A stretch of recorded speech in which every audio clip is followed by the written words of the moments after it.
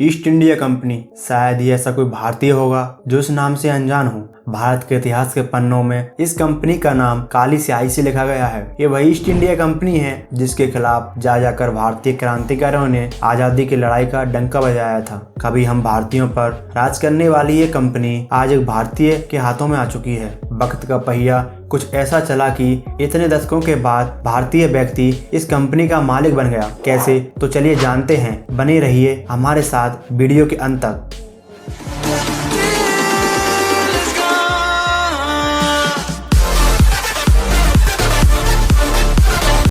सन 1600 में जब east India company की शुरुआत की गई थी तो किसी ने नहीं सोचा था कि एक दिन ये कंपनी दुनिया के कोने कोने तक पहुंचकर बिजनेस करेगी। इसकी शुरुआत समुद्र के जरिए माल को ब्रिटेन तक लाने के लिए किया गया था। उस समय ईस्ट इंडिया कंपनी ने अपने कदम भारत में रखे और यहाँ पर अपना व्यापार शुरू किया।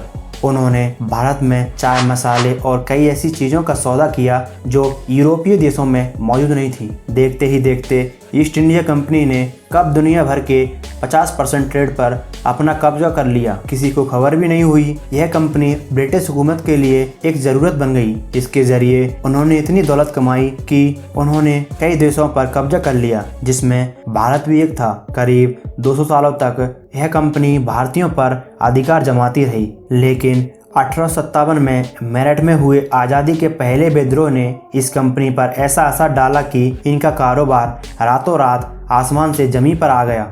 हालांकि आज तक भारतीयों के दिलों में ईस्ट इंडिया कंपनी को लेकर एक रंज था जो आज इतने सालों के बाद जाके पूरा हुआ है।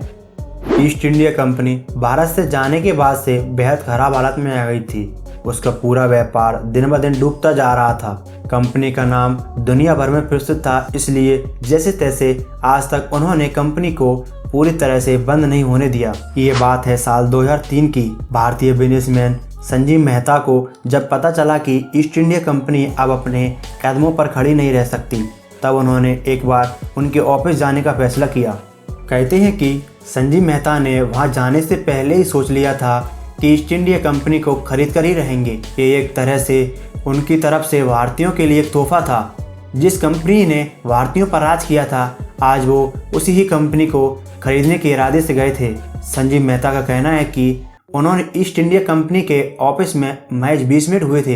कंपनी के शेयर खरीदने को लेकर उन 20 मिनट के पहले 10 मिनट में ही उन्होंने जान लिया था कि ईस्ट इंडिया कंपनी अपने घुटनों पर आ चुकी है। वो इसे बेचने की उम्मीद में ही थे। जैसे ही संजीव मेहता को समझ आया कि कंपनी अब बिकने की कगार पर है, उन्होंने सामने से एक कागज उठाया और उस पर एक दाम लिख दिया। उस दाम को देखते ही कंपनी के मालिकों ने संजीव मेहता को 21% शेयर बेचने का फैसला कर लिया। महज 20 मिनट में संजीव मेहता ने कंपनी में एक बड़ा हिस्सा अपने नाम कर लिया था। सिर्फ एक साल के अंदर संजीव मेहता ने ईस्ट इंडिया कंपनी के बाकी के 38 स्टेक होल्डर से उनके शेयर खरीद लिए और कंपनी को पूरी तरह से अपना बना लिया। सिर्फ इतना ही नहीं, भारतीय बिजनेसमैन आनंद महिंद्रा ने भी संजीव मेहता की ईस्ट इंडिया कंपनी में इन्वेस्टमेंट की।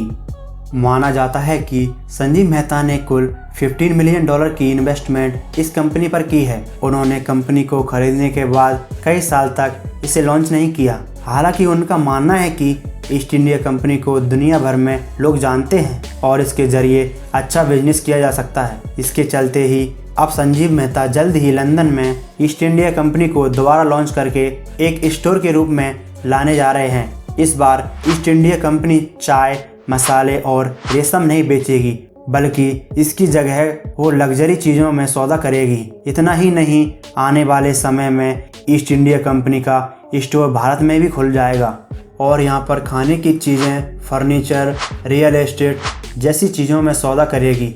एक बार फिर दुनिया ईस्ट इंडिया कंपनी को देखेगी, मगर एक भारतीय इसका मालिक होगा। हम उम्मीद करते हैं कि ये वीडियो आपको इन्फॉर्मेटिव लगी होगी। तो फिर देर किस बात की, दबा दीजिए लाइक का बटन और चैनल को कर लीजिए सब्सक्राइब।